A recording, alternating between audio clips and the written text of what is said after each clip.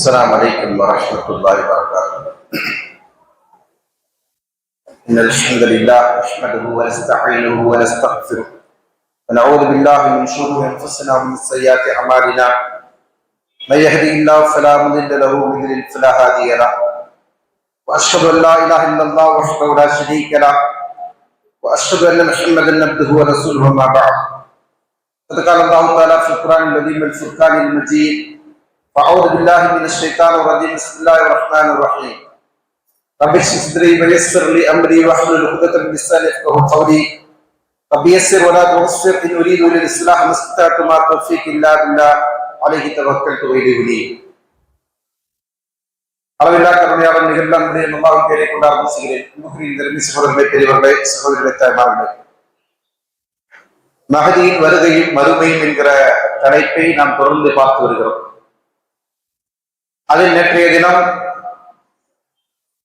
மஹதியுடைய அறிமுகத்தை பார்த்தோம். அவருடைய பெயர் என்ன, அவருடைய பரம்பரை என்ன, அவர் எப்படி அடையாளம் காணப்படுவார் என்கிற செய்திகளை நாம் பார்த்தோம். அதில் இறுதியாக மஹதி அலைஹிஸ்ஸலாம் அவர்கள் ஹரமுக்குள் தஞ்சம் புகுந்திருக்கின்ற நேரத்தில் அவரை கொலை செய்வதற்கென்று ஒரு படை வரும். அந்த படை பைதா என்கிற இடத்தில் வைத்து பூமியில் புதையுண்டு போவார்கள். இந்த நிகழ்வை காண்கிற போதுதான் மக்கள் இவர்தான் மஹதி என்பதை அடையாளம் கண்டு கொள்வார். அதன் பின்னர் தான் அவருக்கு பையத் செய்யப்படும். இஸ்லாமிய ஷரியாவில் இஸ்லாமிய ஆட்சியாளருக்கு கொடுக்கின்ற உடன்படிக்கைக்கு பேர் தான் பையத்.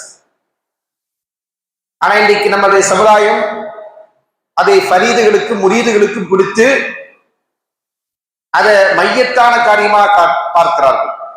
ஃபரீதுன்னா தனித்தவர்கள், முரீது என்றால் ஒரு கோஷ்டி இருக்கு இல்லையா, நாங்க தான் யாரு, இறைவனுடைய அருளுக்குரியவர்கள், அன்புக்குரியவர்கள், எங்களுக்கு வணக்க வழிபாடுகள் எல்லாம் கடமை இல்லை, நாங்கள் அதையெல்லாம் தாண்டியவர்கள், எங்களுடைய கையில் நீங்கள் பையத் கொடுத்தீர்களால் நேரடியாக உங்களுக்கு சொர்க்கம். இப்படி ஒரு கூட்டம் என்ன செய்றாங்க, மக்களை ஏமாற்றிக் கொண்டு பிழைத்துக் கொண்டிருக்கிறார்கள். அவங்க சில அடையாளங்களை வைத்திருப்பார்கள்.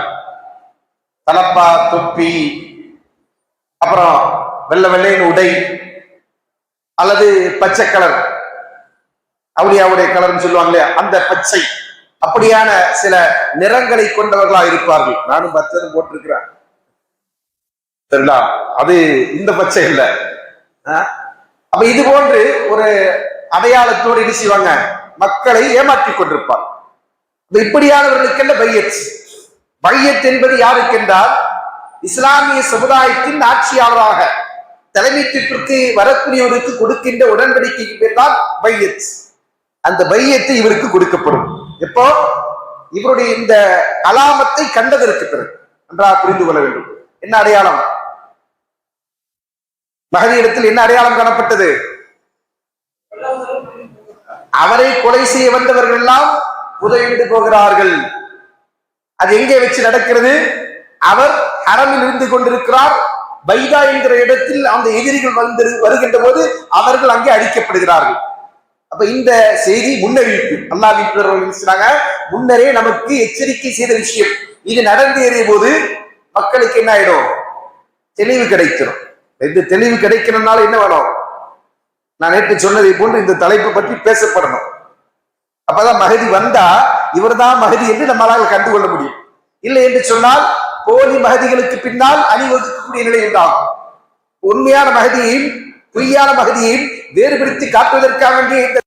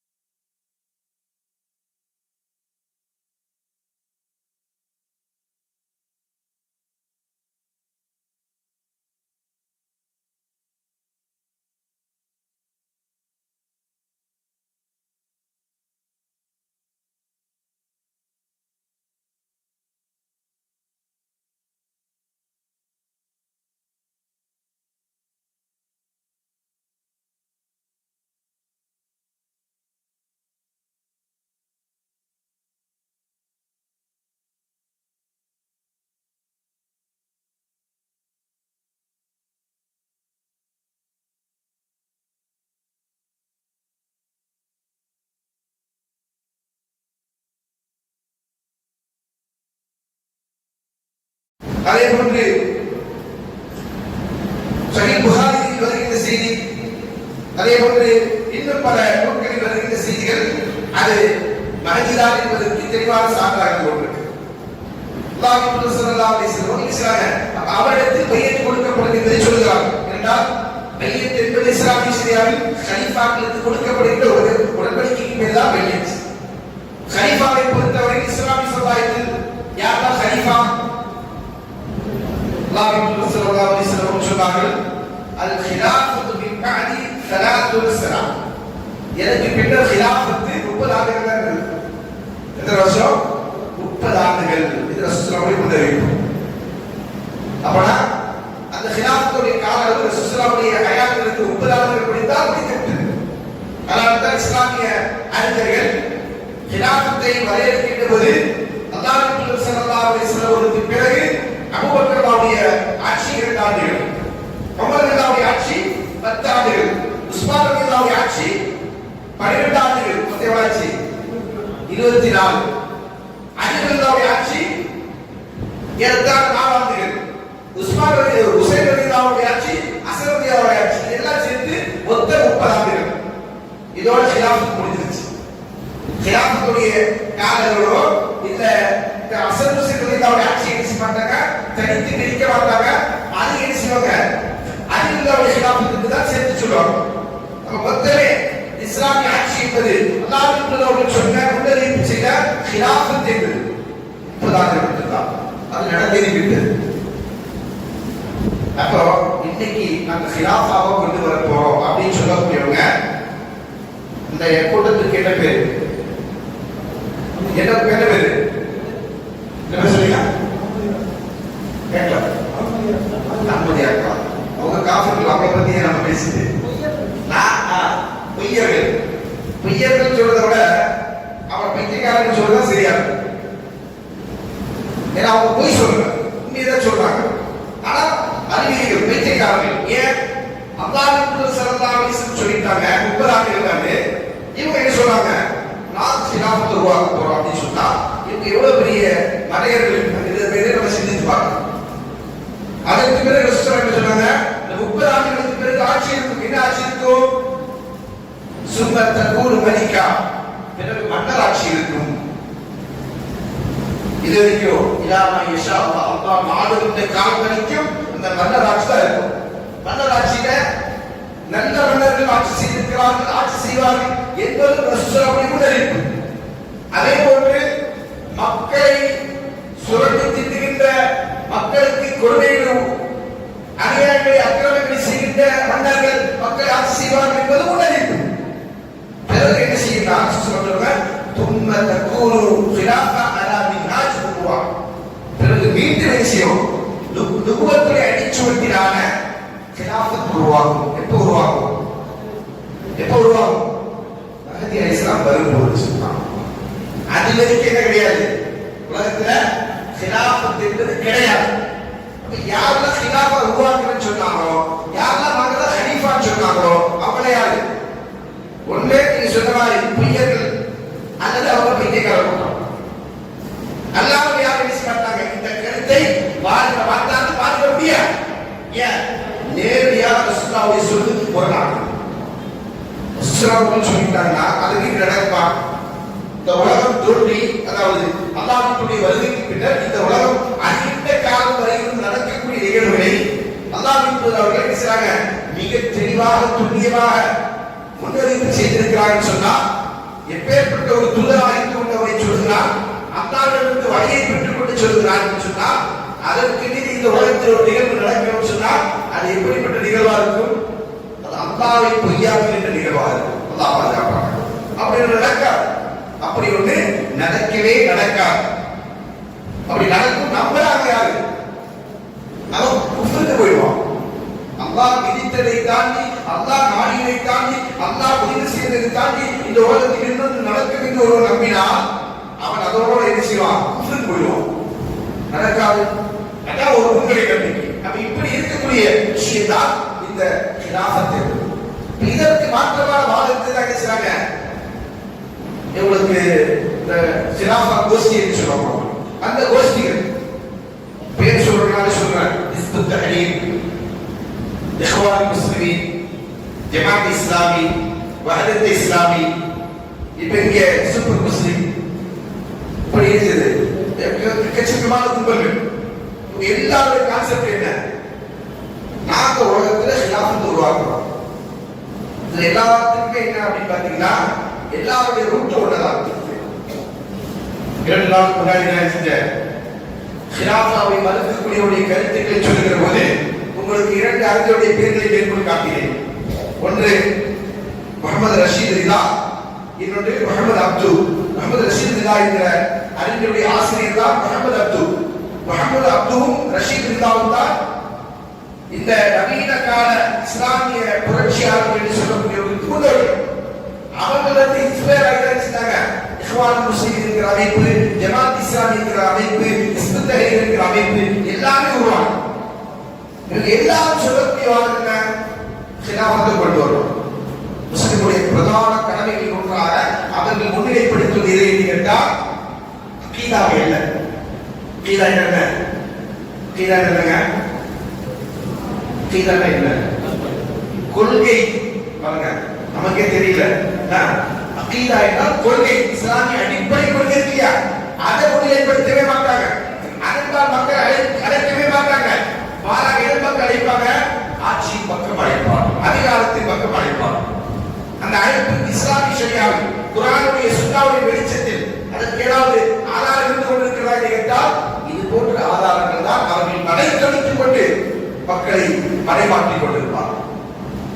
இந்த ஒரு கருத்தை நாம் புரிந்து கொள்ள வேண்டும் என்று சொன்னால் உண்மையான மனிதனை நாம் அடையாளம் கண்டு கொள்ள வேண்டும். உண்மையான மனிதனின் வருகையுடைய நோக்கத்தை நாம் புரிந்து கொள்ள வேண்டும். அதை குறித்து ஆதாரங்கள் என்ன நமக்கு வரையறுத்து சொல்கிறது என்பதை நாம் புரிந்து கொள்ள வேண்டும். அல்லாஹ்வின் தூதர் ஸல்லல்லாஹு அலைஹி வஸல்லம் சொல்கிறார்கள், மின் ஹுலஃபாயிக்கும் ஹலீஃபத்துன், உங்களுடைய ஹலீஃபாக்களில் ஒருவராக உங்களுக்கு பின்னர் வர இருக்கின்றவர் ஒரு ஹலீஃபா இருக்கிறார். அவர் வந்தால் நிச்சயம் யஹஸ்ஸுல் மால ஹஃபியா லா யஉத்துஹு அததா, செல்வத்தை வாரி வாரி இறைப்பார். அப்படின்னா அர்த்தம் செல்வத்தை அள்ளி கொடுப்பார், கணக்கே பார்க்க மாட்டார். வந்தா வர்றவங்களுக்கு, கேட்கிறவங்களுக்கு, போகிறவங்களுக்கு எல்லாம் செய்வாங்க. செல்வம் கொடுத்தோ கொண்டு பண்ணிக்கிட்டே இருக்கு. இப்படியாக ஒரு ஆட்சி உலகத்தில் நடந்திருக்கா? அதாவது வறுமையை முற்றிலுமாக படைத்தெறிந்து கையேற்றக்கூடிய நிலை இல்லாதவருக்கு, ஜக்காத்தை கொடுத்தால் பெறுகின்ற நபர்கள் இல்லாதவருக்கு ஒரு ஆட்சியோ அதிகாரமோ உலகத்தில் இருந்திருக்க கேட்டால் கிடையவே கிடையாது. அப்புறம் என்ன அர்த்தம்? இனிமேதான் அது வரைந்திருக்கிறது. அது வறுமையுடைய அடையாளங்கள் ஒன்று. அப்படியான ஒன்றுதான் இது மத்திய இஸ்லாமிய வருகை. இவர் வந்து ஆட்சிவார். நம்ம தமிழகத்தில் இருக்கக்கூடிய சில பேச்சாளர்கள் மகிழ்ச்சியை வைத்துக் கொண்டு தவறான பிரச்சாரத்தை செய்கிறார்கள் என்பதை உரை ஆரம்பத்தில் சொல்லியிருக்கிறோம். முதல் தொடர்ந்து சொல்லி பேசியிருக்கிறோம். அதே அந்த நபர்கள் என்ன செய்யறாங்க அப்படின்னா பல விஷயங்கள் இதில் என்ன செய்யறாங்க, அவங்க மறுக்கிறாங்க. மறுப்பது அவருடைய அறிவை கொண்டுதான், ஆதாரத்தை கொண்டல்ல. அது போன்ற ஒரு செய்தி தான் பின்வரும் இந்த செய்தி. மஹ்தி இஸ்லாம் அவர்கள் வருகிற போது அவர் நாம் நேற்று சுட்டிக்காட்டியதை போன்று 7 ஆண்டுகள் அல்லது 8 ஆண்டுகள் ஆட்சி புரிவார்கள். அந்த அவருடைய ஆண்டுக்கு முடிவில் தான் யார் வருவாங்க? ஈசா அலைஹிஸ்ஸலாம் வருவார்கள். ஈசா அலைஹிஸ்ஸலாம் அவர்கள் பூமிக்கு இறங்கி வந்திருக்கிறார்கள். அப்ப அந்த நிகழ்வை பொறுத்தவரை அதை குறித்து ரசூலுல்லாஹ் சொல்றாங்க, கைஃப அன்தும் இது நஸர இந்த மனித ஃபீக்கும் வ இமாமுக்கும் மின்கும், உங்களுடைய இமாம் உங்களோடு இருந்து கொண்டிருக்க, அப்படின்னா உங்களுக்கான தலைவர் உங்களோடு இருந்து கொண்டிருக்கிற நேரத்துல ஈசாவின் மரியமின் மகன் ஈசா அலைஹிஸ்ஸலாம் அவர்கள் உங்களுக்கு மத்தியில் இறங்கி வருவார். அப்போ எப்படி இருக்கும் நிலைமை என்று ரசூலுல்லாஹ் கேட்கிறாங்க. அந்த நிலை எப்படி இருக்கும் என்று சொல்றாங்க. நீங்க எப்படி நடந்து கொள்வீர்கள் என்பதை குறித்து அல்லாஹ்விடம் கேட்கிற கேள்வி சஹீஹ் புகாரி என்ற ஹதீஸில் உள்ளது. பாருங்க, நான் ஏற்கனவே உங்களுக்கு சொன்னேன், புகாரி முஸ்லிமில் மஹ்தியை பற்றி சொல்லவில்லை என்பதனால் மறுக்கிறோம் என்கிற வாதத்தை வைத்தவர்கள் இதோ ஹதீஸ்கள் எங்க இருக்கு? புகாரில் இருக்கு. இந்த குர்ஆன் சொல்லி காட்டிய ஹதீஸ் முஸ்லிமில் இருக்கு. அதெல்லாம் செய்யப்பட்டிருக்கு. பேர் சொல்லவில்லை. மஹ்தி என்பது அவருடைய பேர் கிடையாது. மஹ்தி என்பது அவருடைய பேர் கிடையாது என்பதை நாம் செஞ்சிருக்கிறோம். நேற்று தினத்தில் விளக்கப்படுத்தியிருக்கிறோம். அப்ப மஹ்தி என்பது அவருக்குரிய அடையாளம். அவருடைய பேர் என்ன? முஹம்மத். தந்தையின் பேர் அப்துல்லா. அல்லாஹ்வின் தூதர் ஸல்லல்லாஹு அலைஹி வஸல்லம் பேரை ஒத்தவராக அவருடைய குடும்ப பரம்பரையில் இருக்கக்கூடிய ஒரு நபராகத்தான் அவர் வருவார். வந்துவிட்டு இந்த உலகத்திலே இருக்கிறார். மிகப்பெரிய ஒரு சீர்திருத்தத்தை, ஒரு மாற்றத்தை செய்ய இருக்கிறார். அப்படி இருக்கிற இந்த மஹதி அலைஹிஸ்ஸலாம் அவர்கள் உலகத்திற்கு வரத்தான் போகிறார். இன்னொரு ஹதீஸ் ரசூலுல்லாஹ் சொல்றாங்க, லா தஸால் தாயிஃபத்து மின் உம்மத்தி யுகாத்திலுன அலல் ஹக் ظاهرين இலா யௌமில் கியாமா. என்னுடைய சமுதாயத்தில் ஒரு கூட்டம் சத்தியத்தில் நிலைத்திருந்து கொண்டு அதற்காண்டி அவர்கள் மறுமை நாள் வரைக்கும் போராடி கொண்டிருப்பார்கள். சொல்றாங்க, சத்தியத்தில் நிலைத்திருந்து கொண்டு மறுமை நாள் வரையிலும் ஒரு கூட்டம் போராடி கொண்டிருப்பார்கள். யார் அந்த கூட்டம்? அந்த கூட்டம் யாருக்கு கேட்டால் புதிதாக உருவாகின்றவர்கள் அல்ல. நல்லா புரிந்து கொள்ள வேண்டும். புதிதாக உருவாகின்ற கூட்டம் அல்ல. கடந்த நூற்றாண்டு இல்லாமல் இந்த நூற்றாண்டில் தோன்றியவர்கள், இந்த நூற்றாண்டு இல்லாமல் அடுத்த நூற்றாண்டில் தோன்றக்கூடியவர்கள், அப்படியான ஒரு கூட்டம் அல்ல. அது எப்படிப்பட்ட கூட்டம்? அல்லாஹ்வின் தூதர் ஸல்லல்லாஹு அலைஹி வஸல்லம் காலம் தொட்டு இன்று வரையும் சத்தியத்தில் நிலைத்திருக்கின்ற, நேர்வழியை பின்பற்றுகின்ற, நேரானவரை பயணித்துக் கொண்டிருக்கின்ற ஒரு கூட்டம். அந்த கூட்டம் யாரு? அஹ்லுஸ் சுன்னah வல் ஜமாஅ. யார் அந்த கூட்டம்? உண்மையான அஹ்லுஸ் சுன்னah வல் ஜமாஅ. இங்க போய் சுன்னத் வல் ஜமாஅத் இருக்காங்க. அதனால அவங்க பேரை பார்த்து அஹ்லுஸ் சுன்னah இருக்குது, சுன்னத் வல் ஜமாஅத் வச்சுட்டாங்க. அதனால அதுக்கு அதை நம்ம என்ன செய்ய வேண்டாம், குழப்பிக் கொள்ள வேண்டாம். அஹ்லுஸ் சுன்னah வல் ஜமாஅ என்று சொன்னால் குர்ஆனையும் சுன்னாவையும், இது ரெண்டு தான் இது இஸ்லாமிய மார்க்கத்துடைய மூலாதாரம். இந்த இரண்டையும் சஹாபாக்கள் புரிந்ததை போன்று, தாபீன்கள் புரிந்ததை போன்று, தபு தாபீன்கள் புரிந்ததை போன்று, இந்த சமுதாயத்தின் சிறந்த முன்னோர்கள் நல்லவர்கள் புரிந்ததை போன்று புரிந்து கொண்டு அவர்கள் என்ன கொள்கையை படித்தார்களோ அதே கொள்கையை கியாமத் நாள் வரையில் இந்த சமுதாயத்தில் ஒரு கூட்டம் நிலைத்திருப்பார்கள். அவர் அஹ்லுஸ் சுன்னah வல் ஜமாஅ. ரசூலுல்லாஹ் சொன்னாங்க, அந்த சத்தியத்தில் இருக்கின்றவர்கள் ஒரு கூட்டம் இந்த உம்மத்தில் மறுமை நாள் வரை இருந்து கொண்டிருப்பார்கள். அவர்கள் சத்தியத்தை நிலைநாட்டுவதற்காக போர் புரிந்து கொண்டிருப்பார்கள். ரசூலுல்லாஹ் சொன்னாங்க, ஃபயன்ஸில் ஈஸா இப்னு மரியம் ஸல்லல்லாஹு அலைஹி வஸல்லம். ஈஸா இப்னு மரியம் ஸல்லல்லாஹு அலைஹி வஸல்லம் அவர்கள் இறங்கி வருவார்கள். எங்க பூமிக்கு இறங்கி வருவார்கள். இந்த இறங்குதற்கு அப்படி சொன்னா திமஷ்க் என்று சொல்லக்கூடிய டமஸ்கஸ் சிரியாவுடைய தலைநகரம். சிரியா இல்லையா? சிரியா இருக்கிற நாட்டுடைய தலைநகரமாக இருந்து கொண்டிருக்கிற டமஸ்கஸ், திமஷ்க் ஆங்கிலத்தில் திமஷ்க் என்று சொல்லுவாங்க, ஆங்கிலத்தில் டமஸ்கஸ் என்று சொல்லுவாங்க. அந்த டமஸ்கஸ் என்று சொல்லக்கூடிய நகரத்தில் மத்தியில் இருந்து கொண்டிருக்கிற ஒரு வைட் மஸ்ஜித், வெள்ளை மஸ்ஜித் என்று ஒரு மஸ்ஜித் இருக்கு. அந்த வெள்ளை மஸ்ஜிதுடைய மினாராவில் தான் சொல்லுவாங்க ஈசா அலைஹிஸ்ஸலாம் அவர்கள் இறங்கி வருவார்கள். எங்க இருக்கிறவங்க இரண்டு மலாயிக்காவுடைய துணையை கொண்டு வானத்திலிருந்து எப்படி அவர் இந்த பூமியில் இருந்து அல்லாஹ் தஆலா வானத்தை நோக்கி உயர்த்தினாரோ அதே போன்று அங்கிருந்து அவரை அல்லாஹ் தஆலா இறக்கி அவர் வருவார். வருகின்ற நேரத்தில் ஒரு ஃபஜ்ருடைய தொழுகை நேரமாக இருக்கும். அப்ப அந்த நேரத்தில் என்ன சொல்லுவாங்க, அவர் வரும்போது என்ன செய்யும், உலகமே கண்டுபிடிச்சிடும் யாரா இது ஈசா அலைஹிஸ்ஸலாம். அவர் பேர் தான் யாரும் போலியெல்லாம் வர முடியாது. ஏன்? அவர் எங்கிருந்து வருவாரு? பாரத்திலிருந்து வர்றார். அப்படி ஒரு போலி வரணும்னு நினைச்சோம், ரெண்டு மலக்குகளை கூப்பிட்டு பேருந்து வந்தாரா நமக்கு வந்து செய்யும் கன்ஃபியூஷன் இருக்கும். அப்படியே அவங்களே கிடையாது. சரிங்களா? அப்படி எந்த போலி மானத்திலிருந்து மலக்குடைய துறையை கொண்டு வர மாட்டாங்க. சரிங்களா? ஏதோ பில்டிங் வந்து வேணா குதிச்சுட்டு வரலாம், குதிச்சா கையால வச்சிருவோம், அதனால பிரச்சனை இல்லை. அப்ப இந்த நிலையை நினைச்சவங்க ஈசா அலைஹிஸ்ஸலாம் அவர்கள் வருவாங்க. இது உலகம் காலம். அப்படியான நிலையில இந்த அமீர் யாரு, முஸ்லிம்களுடைய இமாமாக இருந்து கொண்டிருக்கின்ற, முஸ்லிம்களுடைய ஹலீஃபாவாக இருந்து கொண்டிருக்கிற மஹதி அவர்கள் சொல்லுவார்கள், சொல்றாங்க ஃபயகூல் அமீருஹும் தஆல ஸல்லி லனா, வாங்க எங்களுக்கு தொழுகைங்க அப்படி யார் சொல்லுவாங்க? ஈசா அலைஹிஸ்ஸலாம் சொல்லுவாங்க. அவரு சொல்லுவார், ஈசா அலைஹிஸ்ஸலாம் சொல்லுவாங்க, ஃபயகூல் லா இன்ன பஅதுக்கும் அலா பஅதின் உமரா, உங்களில் சிலர் சிலருக்கு அமீர்களாக தலைவர்களாக இருக்கிறீர்கள். தகீரத்துல்லாஹி ஹாதிஹி உம்மா, இந்த உம்மத்துக்கு அல்லாஹ் வழங்கி இருக்கின்ற கண்ணியம். எந்த உம்மத்துக்கு? முஹம்மது ஸல்லல்லாஹு அலைஹி உம்மத்துக்கு அல்லாஹ் கொடுத்திருக்கின்ற ஒரு கண்ணியம் என்று சொன்னா, இந்த உம்மத்தில் இருக்கின்றவர்களுக்கு இந்த உம்மத்தை சார்ந்தவர்கள் என்று சொல்லுவோம், தலைமை தாங்க வேண்டும் என்பது. அதன் அடிப்படையில் நீங்களே யாரு தொடர்கிறது என்று என்ன செய்வாங்க, ஈசா அலைஹிஸ்ஸலாம் அவர்கள் பின்வாங்கி விடுவார்கள் என்பதை சொன்னாங்க. அல்லாஹ்வின் தூதர் ஸல்லல்லாஹு அலைஹி வஸல்லம் சொல்கிறார்கள். இந்த செய்தியும் சஹீஹ் முஸ்லிமில் இருக்கிறது. இத நம்முடைய தமிழகத்தின் பிரபல பேச்சாளர் வந்து சொல்லலாம், அதே போல ஈசா அலைஹிஸ்ஸலாம் எவ்வளவு பெரிய நபி, அவருக்கு இவர் தொடர்கிறதா, இவருக்காம இருக்கிறதா, அவ்வளவு பெரிய ஆளு அப்படிங்கிறா, அவ்வளவு பெரிய அப்பா தாக்கா அப்படின்ற மாதிரி செய்யறாரு. இவரை கேள்வி கேட்கிறார் யார? மஹதி அலைஹிஸ்ஸலாம். நம்ம இப்படி அப்படியே திருப்பி கேட்கலாம்ல, ரசூலுல்லாஹி அவர்கள் நபிமார்களுக்கெல்லாம் இமாமத் இருந்து வச்சாங்க. சரிங்களா? அங்க யார் இறங்குவாங்க? ஆதம் அலைஹிஸ்ஸலாம் முதற்கொண்டு ஈசா அலைஹிஸ்ஸலாம் வரைக்கும் இறங்குவாங்க. இப்ப கேட்கலாமா? எங்க வாப்பாக்கெல்லாம் வாப்பா யாரு? ஆதம் அலைஹிஸ்ஸலாம். அவருக்கு இவருடைய மாறிட்டாரா? நீங்க கேட்க முடியுமா? அல்லாஹ் ஒரு நீதி நாட்டினால் அது நடக்கும். அதுல கேள்வி எழுப்பக்கூடாது. கேள்வி எழுப்புறவோ கிடையாது.